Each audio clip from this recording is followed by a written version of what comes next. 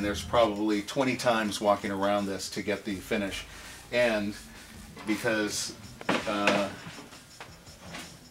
make it cool, it's the same way on the inside. Oh wow. Just The inside of your drums is just as important as the outside. Exactly. So this one is going to the store. Good. And let's see, this one we put on order, so we will be making one of these for the store, which is the new copper shell. So the finish was done the same way as the one we just saw, except on this one, because it's copper and I wanted it to be a little cooler, what I did was I did the finish and then I taped off the top and bottom, yeah. And then I went to my buffing machine and buffed the bead shiny and then did the clear paint over the top of it. Lovely. So I think it looks pretty cool. It does. I love it. Nice drum. So this one will be at the store, but probably 4 months away, something like that. We just have to wait. Yep, makes it better. Yeah, it does.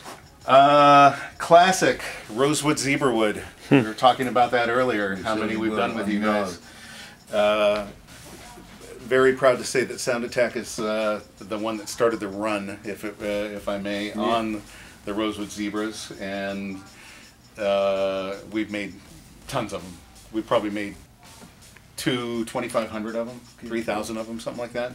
So we've done very well, and it's been what, 7, 8 years, yeah, something like that. And it's still a real popular snare at the store. I mean, it's amazing, and you know, on every shipment, there's always a quantity. 1 or 2. Yeah, yeah. And then this one right here is very interesting. I call this wood Siam oak, and it comes from Thailand. And it's a very, very soft wood. Siam oak is a very soft wood. So we, this one is going to sound the wood is soft, so we don't do rounded edges on it because it's going to make it too tubby. Okay. And it'll lose its, kind of lose its character because it's not going to have enough bite. It's going to have flap but no bite. Mm-hmm. So the shell is soft enough to where it can hold up on its own and have the low end that we want for a vintage sounding drum. So this is going to the store. Funny thing about this store, if you notice the date that this drum was made, it was made this morning. This is still wet. Yeah. I got into the shop and we were getting all the stuff together, and I went to my son Zach, who's sitting over there. I said, I want to make another drum. And I said, go start it. So we made this today for the show, and it's going home with the guys. Brilliant. The sound studios now. Yes, exactly.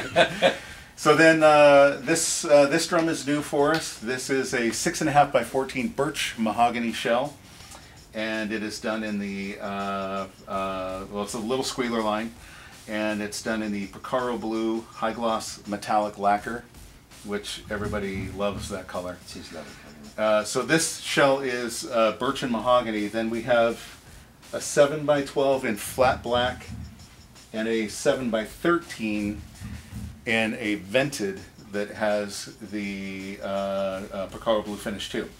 Now the thing about those is they're birch and maple, but it's 4 plies of birch and 4 plies of maple. So it's that's why I call it the 50-50 blend. Okay. So it's a half and half. Maple is on the outside where the head sits, so it'll get the bite from the birch on the inside and the warmth from the maple on the outside. Sure. That's the idea. It's things like that why I don't sleep.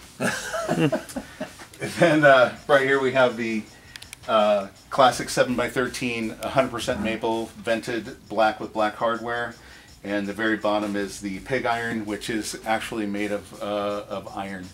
The material is iron that's polished, and it's one of my favorite drums because it looks like graphite.